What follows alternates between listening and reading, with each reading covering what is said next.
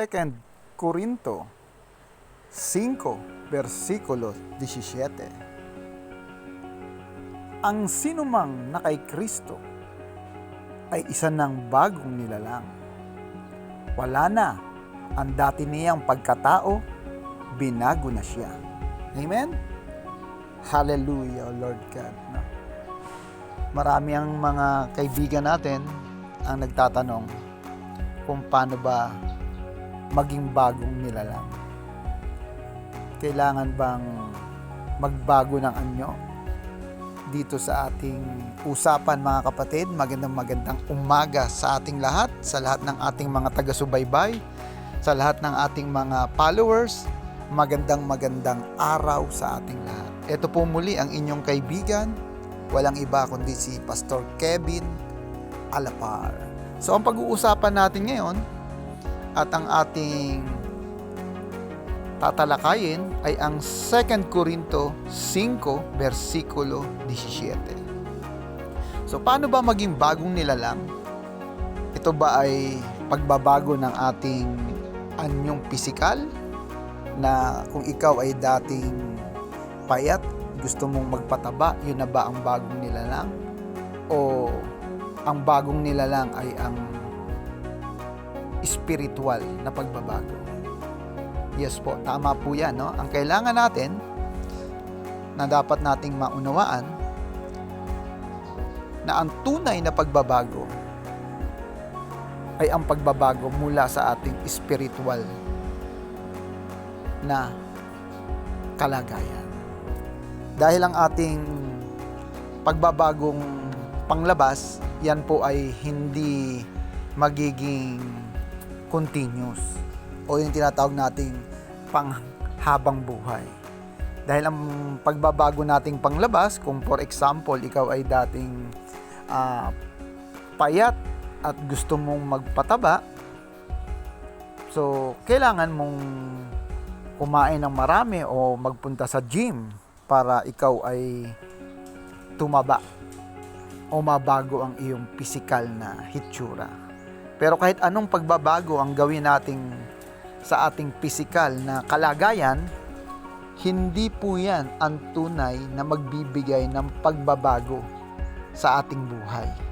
Ang tunay po na pagbabago sa ating buhay ay ang mabago ang ating spiritual.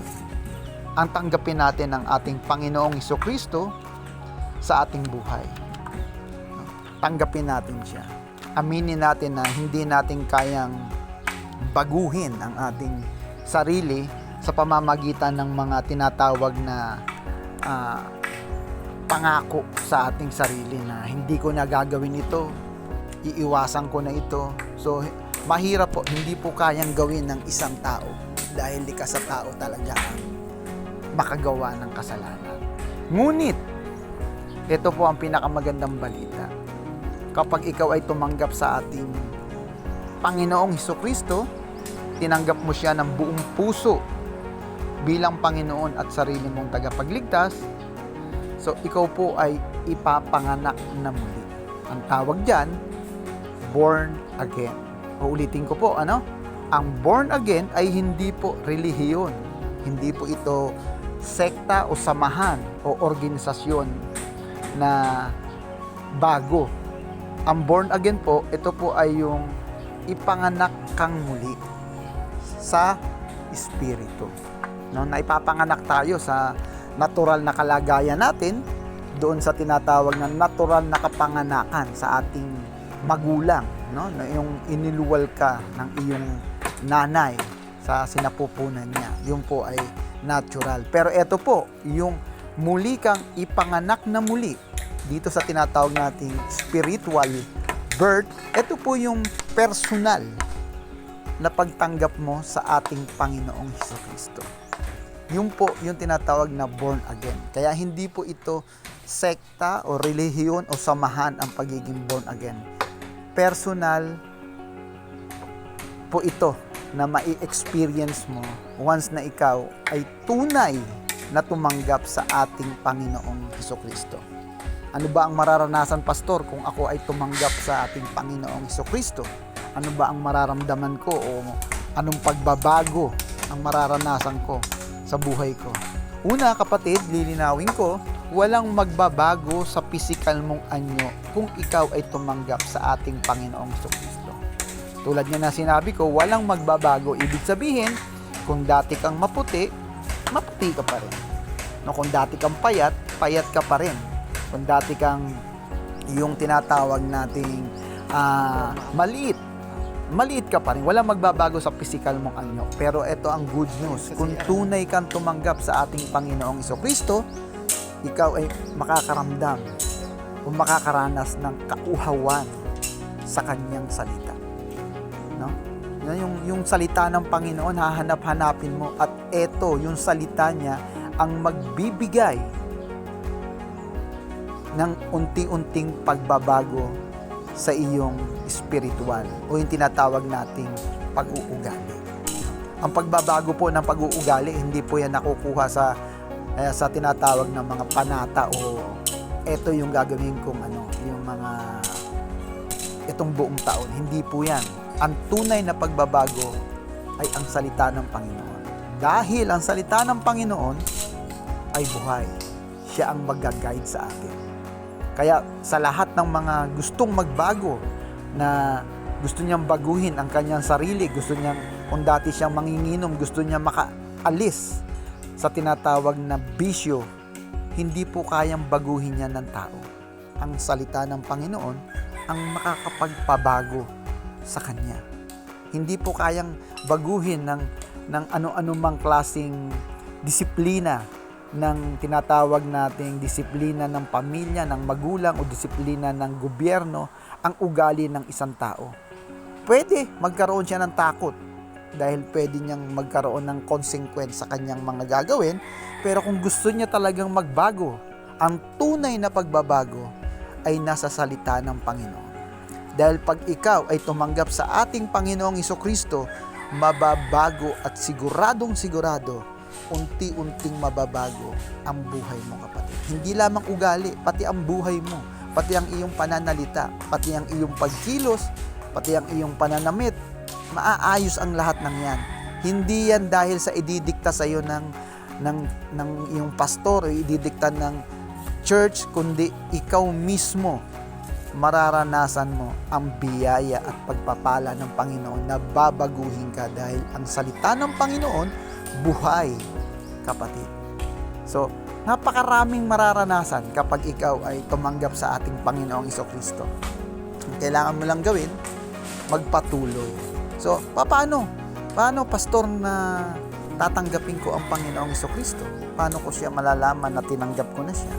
So, maraming pwedeng gamitin ang Panginoon para maintindihan mo ang kanyang salita. Una, ipag-pray mo na kung saang church ka dadalhin at sinong pastor ang magbibigay sa iyo ng tinatawag na sharing ng Word of God. Kasi kailangan mong makarinig ng salita ng Panginoon, kapatid. Napaka-importante. Hindi ka pwedeng mabago o ma-born again. Hindi ka pwedeng mabago o ma-born again nang hindi ka nakakarinig ng salita ng Panginoon, kapatid. Napaka-importante niya. Kaya napakahalaga na makarinig ka ng salita ng Panginoon. At syempre, ang isa sa number one o pinakamahalaga sa lahat, ang iyong marinig ay ang tinatawag nating full grace o ang sukdulang biyaya ng ating Panginoong Jesucristo. Yun po ang isa sa pinakamahalagang aral na dapat mong marinig. Kaya napakahalaga na ipag-pray mo kung anong church, kung sinong pastor ang pwedeng mag-guide sa iyo. Dahil yan po ay first na mahalagang mahalaga na ang magtuturo sa iyo ay tunay na lingkod ng Diyos at hindi ka maliligaw. So kapatid, sa lahat po ng mga nanunood at nakikinig sa ating broadcast na ito, magpatuloy po tayo makinig upang tayo ay matuto sa salita ng Panginoon. At higit sa lahat, maintindihan natin kung ano ang magandang plano ng Diyos sa ating buhay. So dito po, sa mundong ito, sure na sure po ito na tayo ay aalis sa mundong ito. Wala pong nabuhay ng lifetime. Aalis tayo. Pero meron tayong kasiguraduhan kapag ang Panginoong Hesukristo ay tinanggap natin. May kasiguraduhan tayo na meron tayong eternal life sa susunod na destinasyon natin. So muli po, ako po ay nagpapasalamat sa lahat po ng mga nakikinig at nanonood. Nagpapasalamat sa inyo, ang inyong pastor. Walang iba kundi si Pastor Kevin. At huwag niyong kalimutang mag-like and share at mag-subscribe na rin sa ating channel para lagi kayong updated sa mga bagong video na ilalabas natin. So maraming salamat sa inyong lahat. Bye-bye! Thank you!